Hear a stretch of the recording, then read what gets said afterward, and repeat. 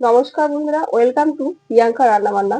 বন্ধুরা, আজকে আমি আপনাদের সাথে শেয়ার করব ডাব চিংড়ি রেসিপি। গরম ভাতের সাথে এই ডাব চিংড়ি রেসিপি যদি একটু থাকে, তাহলে আর অন্য কিছুর প্রয়োজন পড়বে না। বন্ধুরা পুরো ভিডিওটি পর্যন্ত শেষ পর্যন্ত দেখে চ্যানেলটা সাবস্ক্রাইব করে পাশে থাকবেন। আসুন বন্ধুরা, দেখে নিই এই ডাব চিংড়ি কিভাবে বানাবো। বন্ধুরা, ডাব চিংড়ি বানানোর জন্য এরকম সাইজের চিংড়ি নিয়েছি। ডাব চিংড়ি বানানোর জন্য বেশি বড় সাইজের চিংড়ির কোনো প্রয়োজন নেই, এরকম সাইজের চিংড়ি নিলেই হবে। বন্ধুরা, এখানে আমি 300 গ্রাম চিংড়ি নিয়েছি। চিংড়িগুলো এখন পরিষ্কার করে কেটে নেব।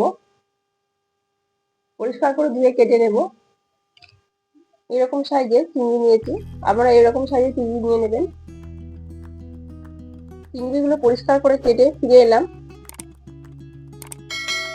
বন্ধুরা, চিংড়িটার পিছনে পিঠের দিকে কালো সুতোর মতো একটা অংশ থাকে, সেই অংশটা এখন কেটে বাদ দিয়ে দেবো। এই পিঠের দিকে একটু ছুরি দিয়ে কেটে নেব।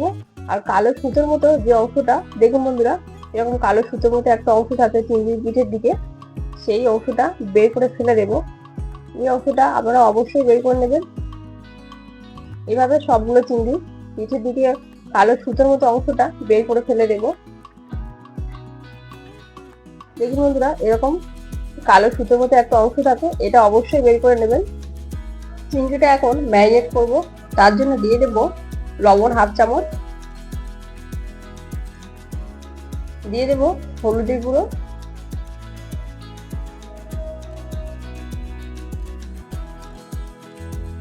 দিয়ে খুব ভালো করে মিশিয়ে নেব। চিংড়িটা খুব ভালো করে এভাবে মিশিয়ে নেব। মিশিয়ে কিছুক্ষণ রেখে দেব। এদিকে ডাব নিয়েছি, এই ডাবটার মুখের দিকে অংশটা খুব বড় করে কেটে নেব। যেহেতু ডাব চিংড়ি বানাচ্ছি, তাই ডাবের মুখের দিকে অংশটা খুব ভালো করে বড় করে কেটে নেব। একটা ছুরি দিয়ে এইভাবে ঘুরিয়ে ঘুরিয়ে ডাবের মুখের অংশটা খুব বড় করে কেটে নেব।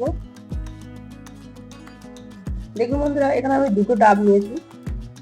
ডাব দুটো খুব ভালো করে কেটে নিয়েছি, এভাবে ভালো করে কেটে নিয়েছি। এখন যে ডাবের জলটা আছে, এই জলটা একটা বাটির মধ্যে ঢেলে নেব। এই জলটা আমি রান্নার কাজে লাগাবো।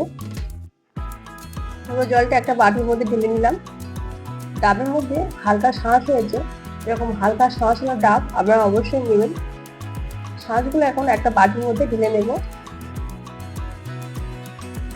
ডাবের ভেতরে হালকা একটু শাঁস হচ্ছে, এরকম শাঁস হওয়া ডাব আপনারা নেবেন। এই ডাবটার মধ্যেও শাঁসগুলো ঢেলে নেব। সবগুলো শাঁস বের করবো না, কিছুটা শাঁস ভেতরে রেখে দেবো, আর কিছুটা চামচ দিয়ে এভাবে বের করে নেব। বন্ধুরা, এইভাবে সবগুলো শাঁস আমি বের করে নিচ্ছি। আরো একটা হাফ ডাব নিয়েছিলাম, এই ডাবের শাঁসটাও খুব ভালো করে বের করে নেব। এই ডাবের শাঁসগুলো মিক্সিতে পেস্ট করে নেব, এগুলো রান্নার কাজে লাগবে। সবগুলো ডাবে থেকে শাঁসগুলো বের করে নিয়েছি, এগুলো এখন মিক্সিতে পেস্ট করে নেব। একটা বাটিতে নিয়ে নিচ্ছি 2 চামচ কালো সর্ষে, নিয়ে নেব পোস্ত 2 চামচ, আর নিয়ে নেব হলুদ সর্ষে 2 চামচ। হলুদ সর্ষে 2 চামচ নিয়ে নিলাম। আর দিয়ে দেবো কয়েকটা গোটা কাঁচা লঙ্কা।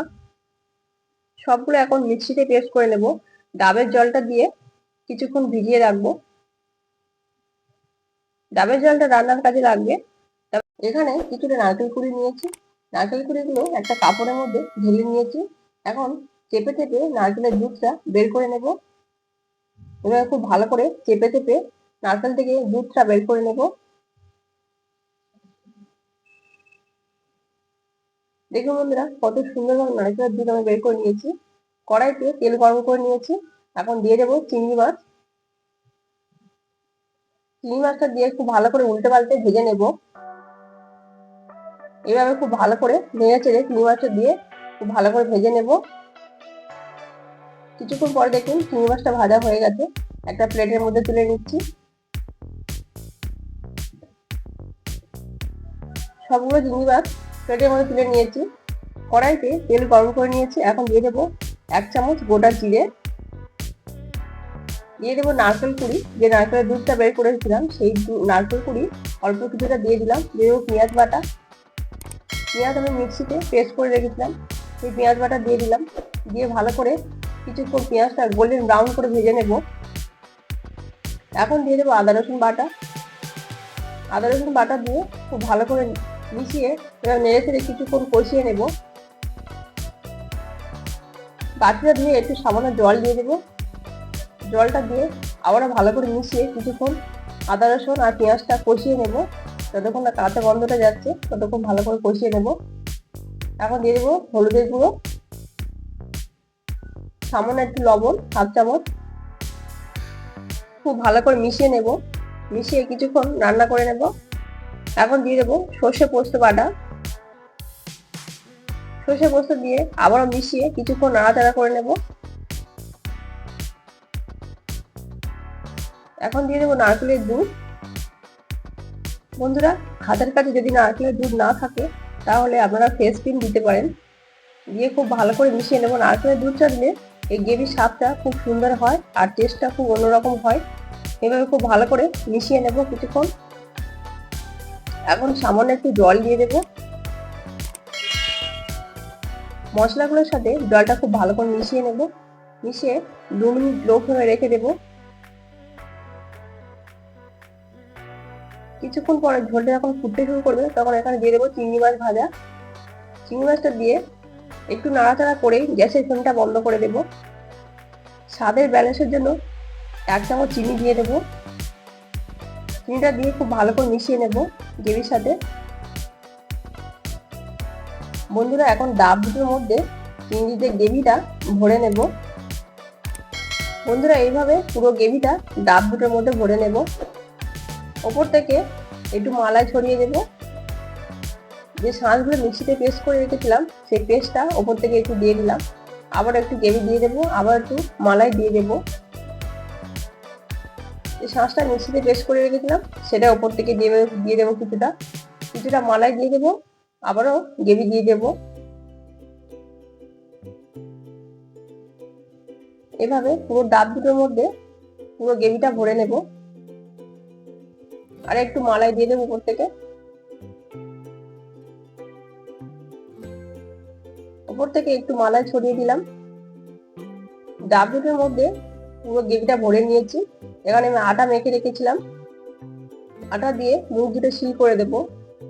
বন্ধুরা, ওপর থেকে আটাগুলো দিয়ে ডাবের মুখ দুটো খুব ভালো করে সিল করে দেবো যাতে বাষ্পটা বেরোতে না পারে। এভাবে খুব ভালো করে আটা চারিদিকে লাগিয়ে দিয়েছি। ওপর থেকে একটু ঢাকা দিয়ে দেবো যাতে বাষ্পটা বাইরে বেরোতে না পারে। এভাবে আরো একটা ডাব আমি রেডি করে নেব। 10 মিনিট এভাবে মিডিয়াম ফ্লেমে রান্না করে নেব। গ্যাসের উপর ডাবটা রেখে 10 মিনিট মিডিয়াম ফ্লেমে রান্না করে নিয়েছি। 10 মিনিট পরে ঠান্ডা হয়ে গেছে। দেখুন বন্ধুরা, ডাবের মুখটা খুলে নিয়েছি। আপনাদের চামচ দিয়ে দেখাচ্ছি। দেখুন বন্ধুরা, ডাবের নিচটা কতটা পুড়ে গিয়েছে আর এটা খুব টেস্টি হয়েছে। আপনারা এভাবে বাড়িতে ডাব চিংড়ি বানিয়ে একবার অন্তত দেখবেন, খুব সুন্দর হয়, খুব অসাধারণ টেস্ট হয়। গরম ভাতের সাথে এই তো ডাব চিংড়ি থাকলে আর অন্য কোনো কিছুই লাগবে না। দেখুন বন্ধুরা, তৈরি হয়ে গেল অসাধারণ স্বাদের ডাব চিংড়ি রেসিপি। আপনারা এইভাবে বাড়িতে অবশ্যই একবার ট্রাই করে দেখবেন। এরকম নতুন নতুন রেসিপি পেতে চ্যানেলটা সাবস্ক্রাইব করবেন।